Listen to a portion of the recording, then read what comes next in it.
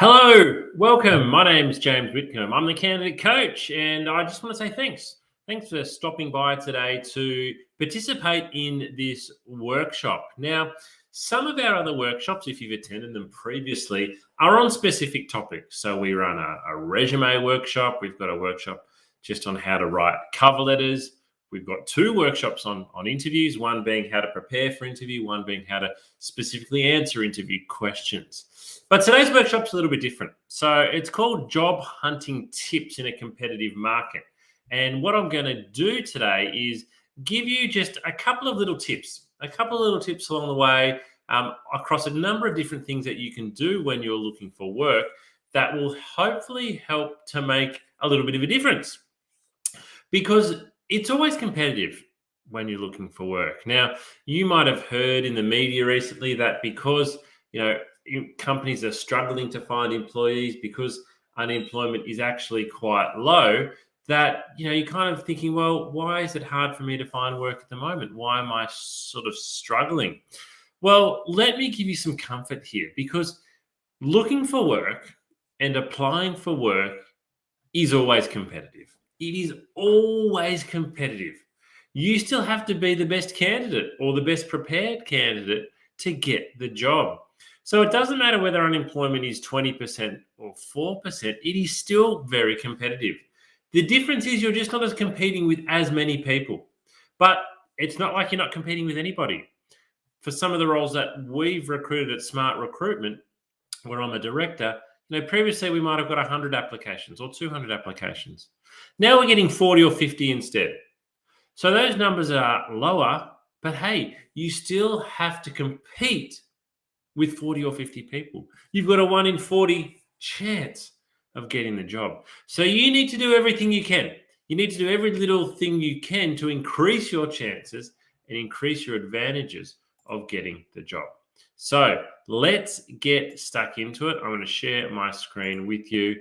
If I do look today like I'm glancing over to the right, that's because that's where my presentation screen is. So as I said, job hunting tips in a competitive market. Let's find out what we need to do to really stand out in a competitive marketplace.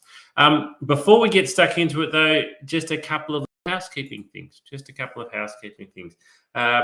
If I do drop out for any reason today, please stay on the line and wait for me to rejoin.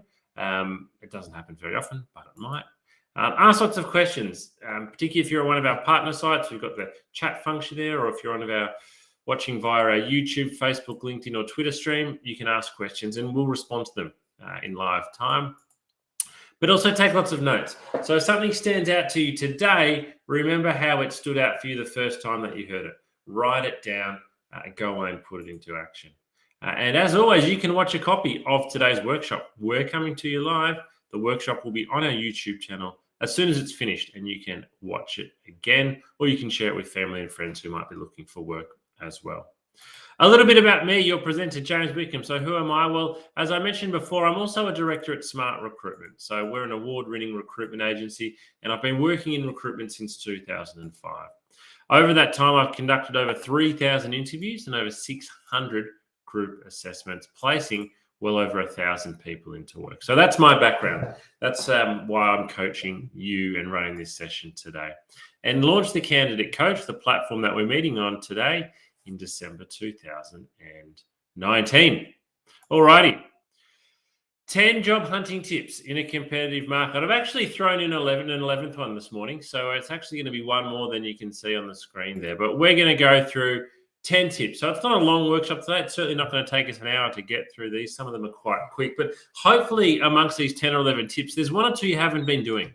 And if you can then go and do them, it's going to increase your chances of getting the job. All right. Tip number 1, find a connection and use your network. So let me ask you something. Think about the last couple of jobs that you've been applying for. Do you know anyone that works at the company where you are applying to? Now, what happens to me a lot in the recruitment process is I hear from friends after they've been looking for work for some time, and they tell me about a company that they applied to 6 weeks ago and they missed out. And I say, oh, I know some people in that company. Why didn't you tell me? I could have put in a good word for you. So my question to you is, do you know anybody at the company that you're applying to? Have you got any connections there? Have you got any family members or friends there? Maybe it's a second degree connection. Because if you know somebody at the company that you're applying to, you should use that to your advantage by getting in touch.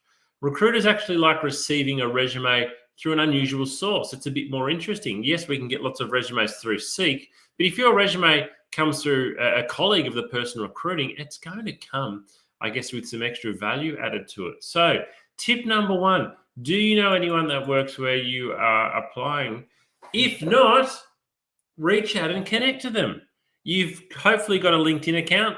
Our last workshop was actually on LinkedIn, and we talked about the importance of having a great LinkedIn profile, and we showed you how you can create a great LinkedIn profile. So if your LinkedIn profile is not great, go and get it ready, but then reach out. If you can connect with that person, do so, but do so in a way that makes you stand out. All right, tip number two, use people's names in your cover letter. This one is really important. So now a lot of the time you're probably thinking, oh, James, there's no name. When I apply for a job, there's not a name on the advertisement. Well, if there's not a name on the advertisement, you can't put the name on there. So you can put dear sir or dear madam or to whom it may concern. However, you also could pick up the phone and call that company and say, hey, I'm about to apply for the accounts receivable position. Would you mind just telling me who I should address my cover letter to? Now, if that person who's reading the applications gets 50 resumes and 50 cover letters, and just one of them includes their name because you've called reception and asked, guess what? That means something. The person reading those 50 cover letters thinks, hey, there's one person here that's got my name. How did they get my name? And they're actually probably going to notice your application a bit more closely. Maybe they'll even just call you to find out how you found out their name. But it will show them that you're putting in some effort. So use people's names. If they are on the advertisement, fantastic. You've got it easy. You've just got to put Dear James into the cover letter. But if you include the person's name in the cover letter and also throughout the interview process, people are more likely to remember what you said. Now, we actually love it. Human psychology is we like it when our name is used in a positive sense. In a positive sense, when it's a parent telling off a child using their names, come here, Benjamin, it's maybe not a positive connotation. But if someone writes a letter to me or a cover letter that says, Dear James, I'm much more impressed than if it says, Dear Sir or Madam. All right.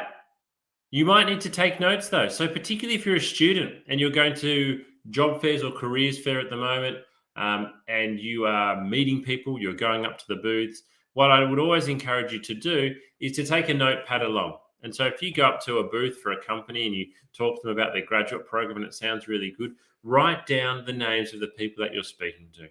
You can then include those names in the cover letter when it comes time to applying for that organization, and it will make you stand out. Alrighty, tip number 3. Have an achievements-based resume. So what do I mean by achievements-based resume? Well, first of all, if you haven't attended our resume workshop, I would encourage you to go and watch the recording of our latest one, which will be on our YouTube channel. And we talk about the importance, and I show you how to include achievements on your resume.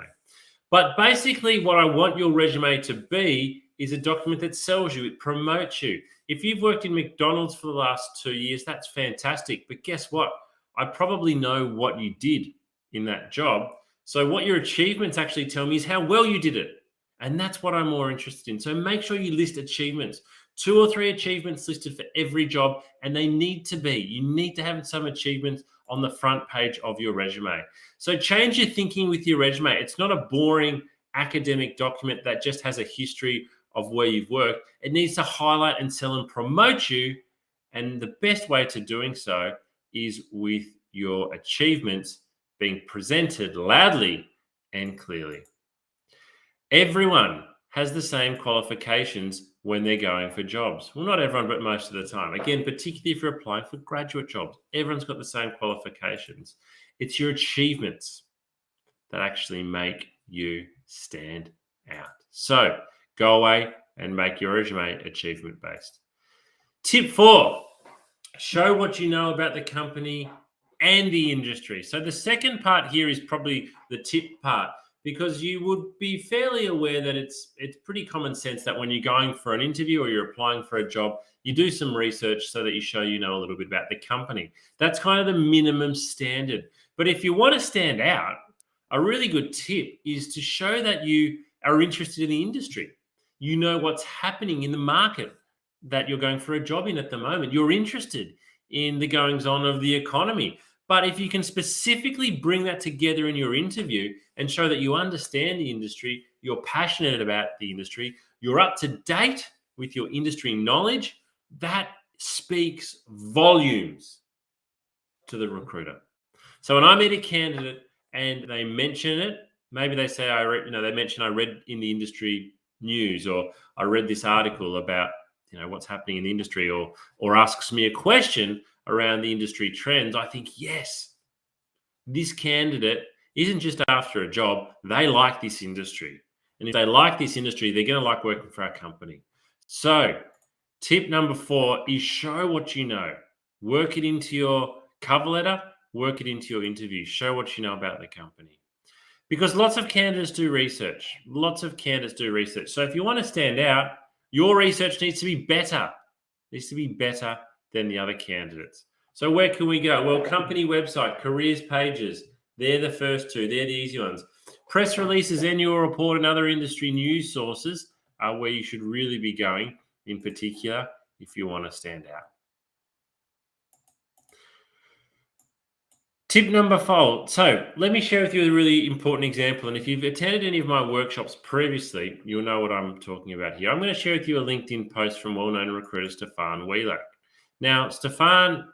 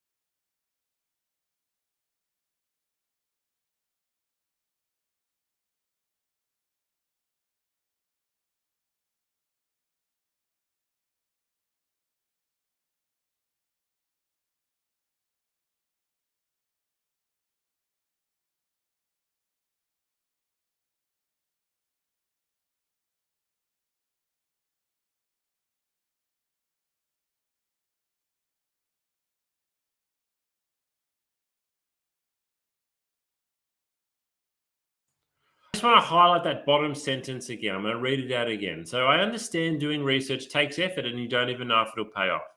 However, that's exactly what other candidates do to get the job. And they're the ones you are competing with right from the beginning of your application. So if you don't want to do the research, that's fine. But you are competing against candidates who do a lot of research. Okay, tip number 5. What tests will you be taking? What assessments are you going to be asked to complete? What do previous candidates have to say? Now, you can find out a lot of this information online. If you go to a website like Glassdoor or a couple of other platforms, particularly for large corporate companies, banks, and the like, candidates actually review the recruitment process. They will talk about the types of assessments they did. They will talk about the type of tests and assessments that they were asked to take. You can also ask these questions. If you're being invited in for an interview, what's the interview going to be like? What am I going to be asked? What tests am I going to take? When you know what test you're going to take, you can go away and you can research it. You can go and Google that test and get a little bit of information around how to best perform. But again, if you don't research the recruitment process, you won't know. On the flip side, how valuable would it be to know exactly what assessments you're going to be doing and what type of tests you're going to be taking, because you can then go away and practice. So research into the recruitment process because it will really help you best prepare to perform well. Tip 6. This is a big one. It's a very obvious one, but it's potentially the most important one that I'll give today, which is practicing your interview technique is the only way it will get better. Now, you already know this, right? You already know that practicing your interview technique is going to help it get better. But I would say that it is the one area where job seekers don't put in anywhere near enough practice. Let's think about your resume, for example. You spend hours, tens of hours, sometimes hundreds of hours on your resume. Your resume may have evolved from job to job, and you continue to tinker with and edit, and you read a lot, and you use templates, and you go to workshops. You spend hundreds and hundreds of hours on your resume and your cover letter. You eventually get a job interview, and you don't practice the questions. To me, it doesn't make sense. I think a lot of candidates don't practice questions, though, because of two things. First of all, they don't know what questions they're going to be asked. And secondly, they find it a bit embarrassing to practice. So two things here. You can ask, if you are invited in for interview, say, thanks for inviting me in. Do you mind me asking, what type of questions am I going to be asked? Now, I don't know what the answer will be here, but write it down and then go away and prepare. So if they say, we're going to ask you behavioral-based interview questions, go away and Google behavioral-based interview questions and then practice them. One great way to practice is to do what I'm doing now, talk to a camera. So set your iPhone up, get a tripod, and answer the question in front of the camera. Pretend the lens of the camera is the eye of another person. And then watch your answer back. Did you look at the camera lens the whole time? Or were you looking down at your hands? Was your body language nice and open, or were you a bit sort of closed and looking down? You must practice your interview technique. You must. You can't expect to perform well at interview unless you have practiced your technique. The best way to practice is to get somebody else, friend, family member, parent, I don't care who it is, to play the role of recruiter. Just give them 5 questions and ask them, can you ask me these questions, and practice answering. If you don't practice, you're hoping to perform well at interview. You're not preparing to. So on that note, and this is again one of the big reasons why a lot of people don't practice interview questions, is they just find the whole experience nerve-wracking. And they find it so nerve-wracking that they think, I'm not even going to prepare. I'm not even going to practice.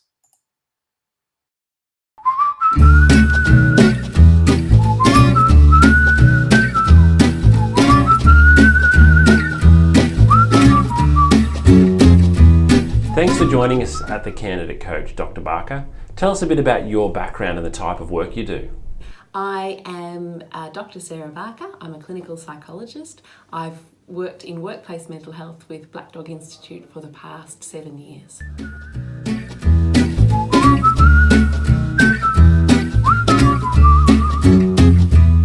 Dr. Barker, why is it common to feel nerves when going for a job interview? We commonly feel nervous, and I would say most people feel nervous when going for a job interview because we feel a lot depends on it and that we're going to be evaluated as well. So nerves are a very, very common response. It's really important to remember that the person who's doing the recruiting also feels nervous as well, because they want to get the right person, and they're also aware that they're expecting people to come in feeling nervous as well. They know that that's a common human experience.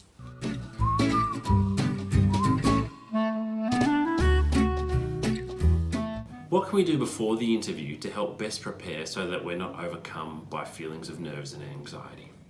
To best prepare ourselves to avoid some of those feelings of anxiety and nerves before an interview, firstly is to accept, I think, that they're going to be there. And actually, a few nerves are actually helpful. They help us give our best performance, give our best answers, think the best on the spot. So accepting that there's going to be a level of nerves is okay.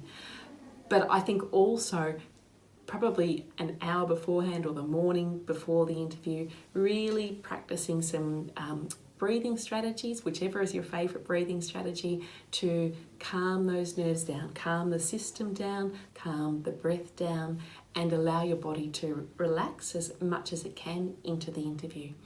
I also think preparing answers and having a practice in front of the mirror of some likely answers that are going to be, or likely responses to questions that are going to be asked, can be very, very reassuring, because often the questions we predict are there.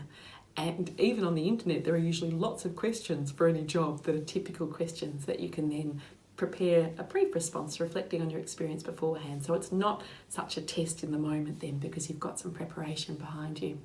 The other thing I think too is reminding yourself, I've got this far and this is a good thing. And, they're interested in getting to know me. I'm also interested in getting to know them, and concentrate on the relationship too and enjoy the relationship as much as you can. They're usually going to try and put you at ease so that they can see how you respond as well.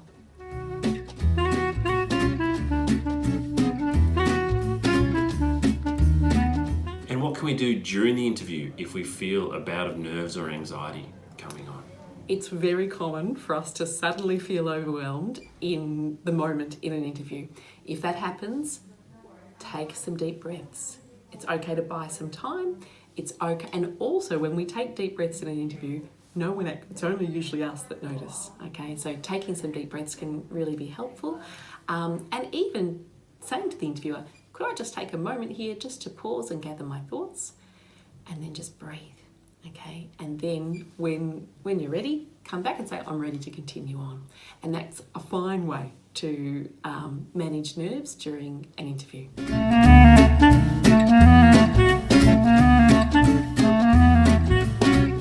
One tip that I think is a really useful one is to have a practice of your responses to the likely questions in front of the mirror. Something you might notice is that the questions you're feeling more confident about, you'll smile more, you'll be more relaxed, you'll, strut your stuff a little bit as you respond. You'll notice too, the questions you feel less confident about, you might stop smiling or your face might change. Those questions are the ones you need to practice a little bit more at, and remind yourself of your confidence with that, or prepare your answer so that you do feel more confident, because your face will actually tell you in the mirror, and that can be good preparation for the actual interview of knowing where to focus on in feeling more strong in your responses.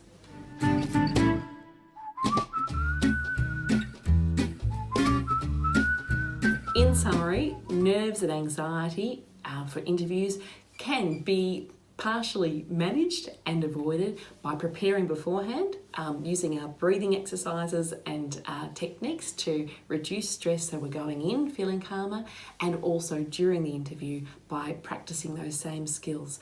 Often when we're nervous, we stop breathing or we breathe very shallowly. So if we start noticing ourselves doing that, really being conscious of our breath and paying attention to it and allowing that to carry us through.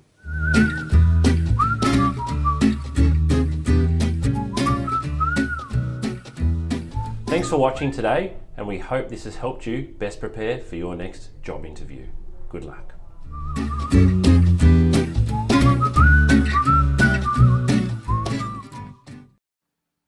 Question for you. Who would you rather work with? Somebody likable or somebody unlikable? Well, it's a silly question, it really isn't, because the answer is obvious. We want to choose the person on the left. We all want to work with somebody who is likable. So, tip number 8 for you is actually to be likable. To be likable. When you're going for a job interview, the person that's interviewing you is potentially thinking to themselves, do they want to work with you? This job might be sitting next to them. So they're thinking, do I want to sit next to this person for 8 hours a day, 5 days a week, 48 weeks of the year, the next 3 years? Do I actually want to do that? Is this person coming across as a type of person I want to be around? Now, it doesn't sound very technically appropriate for a job interview, does it, to be likable? But we are all humans.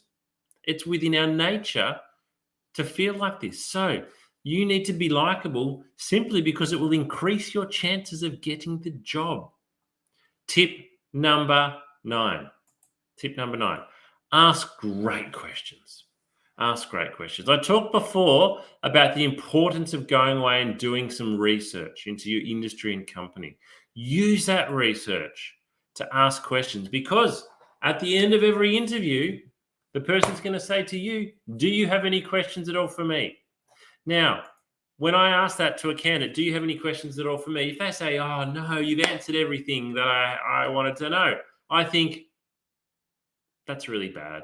That's really bad. You should have come prepared with a couple of questions. So what I recommend is to write down 6 questions, and you can take them written down. You wouldn't ask 6 questions, but you want 6 written down, because if you only take 3 and a couple of questions are answered, you'd be stuck with nothing. So prepare in advance some questions, but into those questions, work your research into them. So if you've gone away and researched the company and you've found some interesting information, base one of your questions around that information.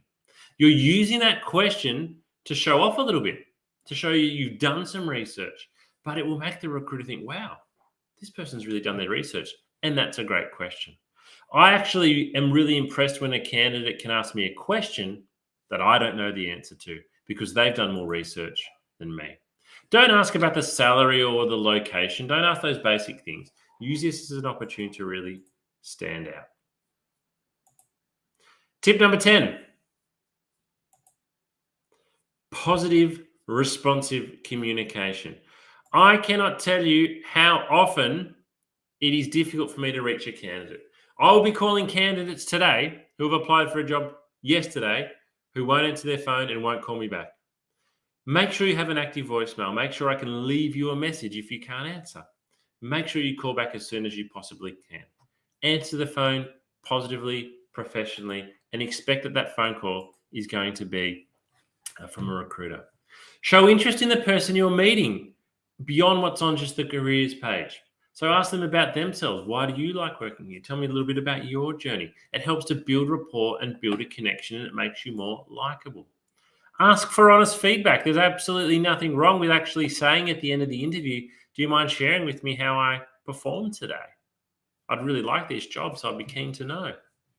If the recruiter says, oh, look, I can't, I'm sorry, I'm not allowed to, that's fine. But they might actually answer the question and give you some great insight. Either way, what you're showing is that your performance at interview is important to you, and that's because you want the job. So have a thankful attitude when you're leaving. Thanks for speaking with me today. Whether it's on the phone, thanks for speaking with me today. Thanks for meeting with me today. Thanks for taking the time to look at my application. Polite, being positive, it actually can make a big difference.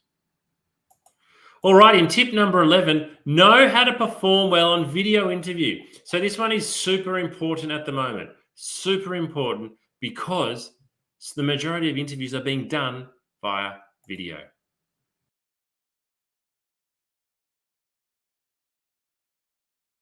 Hi job seekers, James here from The Candidate Coach. One of the most common questions we've been receiving lately is around how to best prepare for a video interview. Due to the circumstances over the last 12 to 18 months, video interviews have become the most common way of meeting a candidate, replacing the in-person, face-to-face interview. So here are my top tips for what you need to do to make sure you are best prepared and presenting yourself as well as you possibly can when your interview is over video. So there's 4 main things that you really need to consider. The first thing is camera height. This is the biggest mistake that a lot of people make, is getting the height of their camera wrong. If you've got a laptop, for example, that is sitting on a desk, you need to lift it up. The camera should always be at eye height. You want to imagine the lens of a camera is the eyeball of a person. So if you are looking down at your laptop or your phone, it's going to look back up your nose. So keep the camera positioned at eye height. One of the great ways to do that is to buy a tripod, something like this. So if you don't have a tripod, it's well worth going out and spending the money. Here's another one that I've got here. This one in particular I find to be really, really good. These have both got lights which help, but this one here, you can adjust it to a full standing height if you like. And it's available for not much money from a retail store. The second thing that is really important is the lighting. So having the light shining on your face. You don't want to have light shining from behind you because that creates a lot of glare. So have the light shining on your face, sit with a window facing you so that you are looking nice and clear on camera. The third thing is audio. You need to be in a nice quiet space so your voice comes across clearly, so that you don't have to yell, so that the sound is not distorted. If you are using a laptop, make sure you check about the sound direction. Some microphones only record from directly in front, and if you tilt your head sideways, the audio quality can go down quite significantly. And the fourth thing is, remember to show some personality with video interviewing. A lot of people speak to a camera in a different way that they speak to a person. So again, look at the lens of the camera and imagine you're speaking to a person. Smile, talk with your hands if that's what you do, but don't look around the room. If you're nervous, don't look down at your hands. Look at the camera and give an answer as if you were giving it to a person. This can be challenging, particularly if you are being asked to record answers and there's not actually a person that you're speaking to, but personality definitely comes through on video, so make sure you show yours.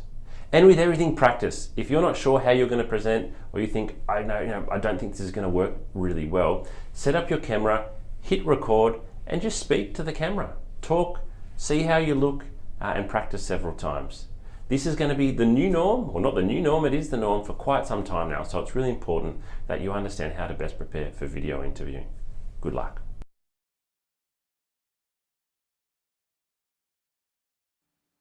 Alrighty, it's now time for the bonus tip. The bonus tip from today and for all time with looking for work and the struggles that it brings is that missing out isn't the end of the world.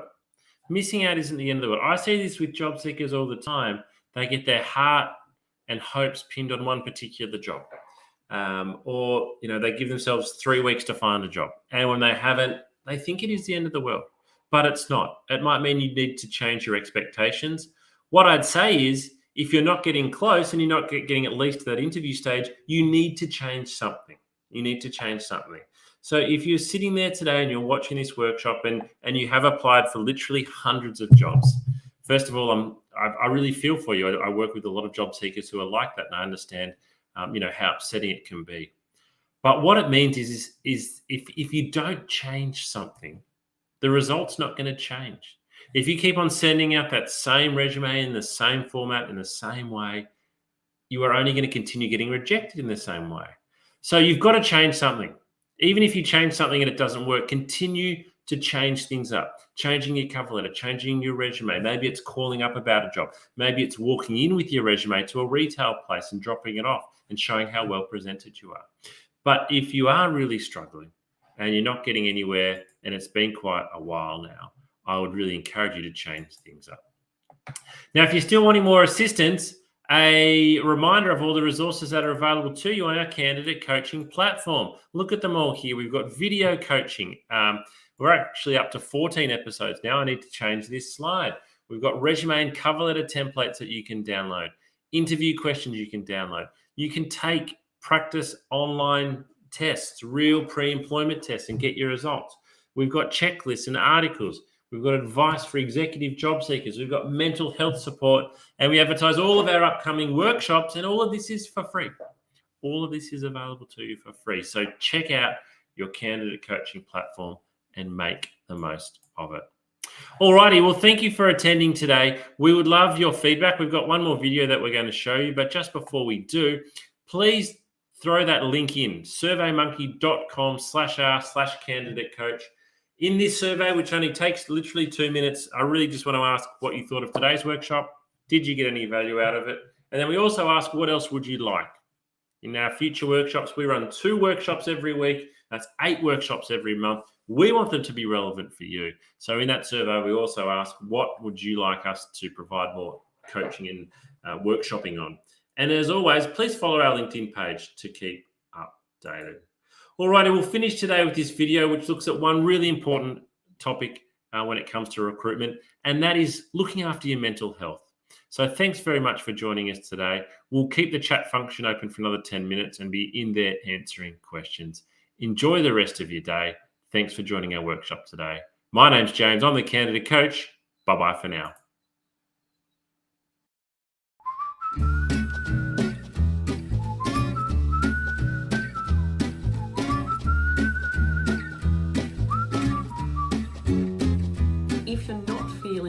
terrific at the moment and you feel like your mental well-being has taken a little bit of a dip, please remember this is not going to last forever. There's lots you can do to manage your mental health and get back on top of it.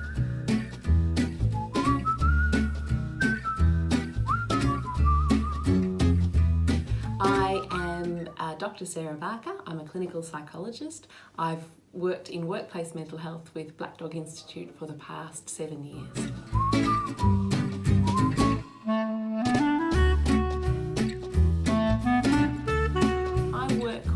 A lot of adults and young people, mainly with anxiety, depression, trauma as well, a range of issues, and many who are looking for work and undergoing that process of trying to find employment.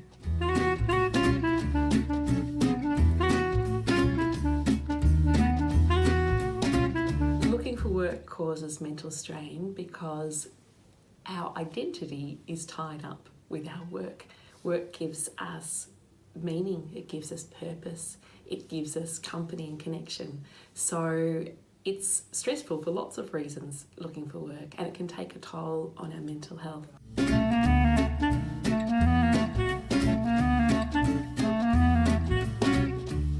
It's really important for us to be aware of the signs that our well-being and our mental health might be dropping. Probably the biggest sign is changes in behaviour. So that might be changes in the way we're thinking or talking to ourselves. We might be saying things like, who would employ me? I'll never get a job. We might be really down on ourselves and really hard and critical on ourselves when normally we're not so hard and critical. We might also, in our relationships, change our behaviour. We might be more snappy or more irritable with people that we love, that normally we might be a little bit irritable sometimes, but not irritable in that way. Losing interest in things that usually sparked us and ignited us and gave us joy. So perhaps usually we like walking the dog and suddenly we start thinking, I can't be bothered walking the dog today. That sort of thing, those changes in behaviour are really significant because they tell us that something's different, and if we're noticing, I suppose, more than one of those and it's affecting the way we feel, and this is over a period of say 2 weeks or longer, then it's a really good idea to have a chat to a GP that you trust, and find out what might be going on, have a discussion and see if there's any physical reasons for that, or if perhaps your mental health and well-being might be able to do with a little bit of extra support, and then the GP can refer you on to see a psychologist, a counsellor, whoever is most appropriate for you.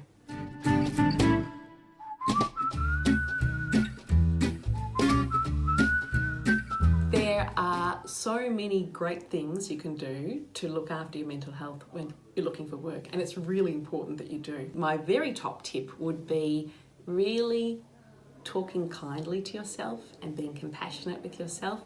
I think when we're looking for work, we can have a lot more questions like, will I ever get a job? Will I ever be employed? It can feel like this could go on forever. So being kind to ourselves and saying things like, it will work out. There will be a day, my efforts will be rewarded. It will just take time. I just need to keep trying. Reminding yourself of your strengths. And that might even be tapping into people you love and asking them what your strengths are, because sometimes it's harder to find them when our mood's a bit low and we're feeling more worried. We can be harder on ourselves. I think that routine is really, really important to our well-being. When we're looking for work, we mightn't have such a regular routine because there mightn't be a 9 to 5 start and finish time for a job, or there isn't.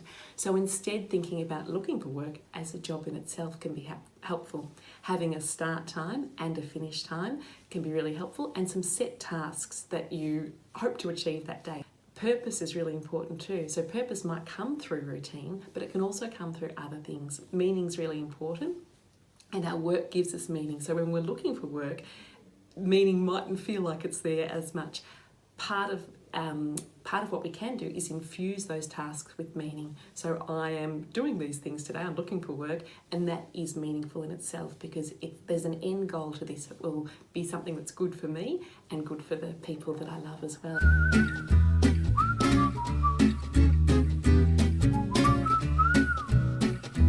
Some excellent resources for looking after well-being when looking for work are the Headgear app. The Headgear app is free, it's evidence-based, it's developed by Black Dog Institute, and it is fun to use. It uses mindfulness, so a technique to really help us relax and reduce physiological arousal, which can often occur when we're feeling anxious. It's got a 30-day challenge, which is just short, bite-sized little challenges to extend your well-being and grow your well-being, and that can be really extra important when we're looking for work. There are also some really terrific resources available through the Black Dog Institute. One of them is a beautiful self-care plan that encourages you to think about your top coping tips, the things that personally work best for you, that are positive coping strategies. Another really good resource is through Beyond Blue, and they've got some excellent resources to look after mental health while looking for work, and also when people are recently out of work as well.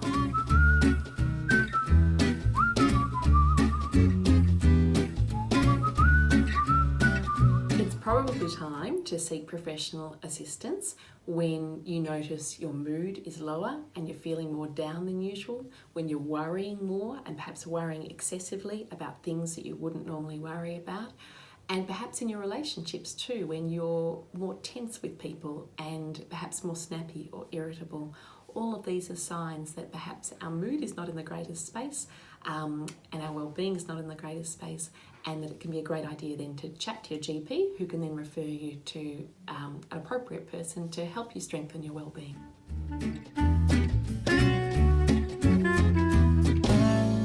It's very common for people to have a dip, but please know that that's not going to last forever, and that there's lots you can do through looking after yourself, but also through getting access to professional support that can really give you a boost again and get you back feeling good as you're looking for work.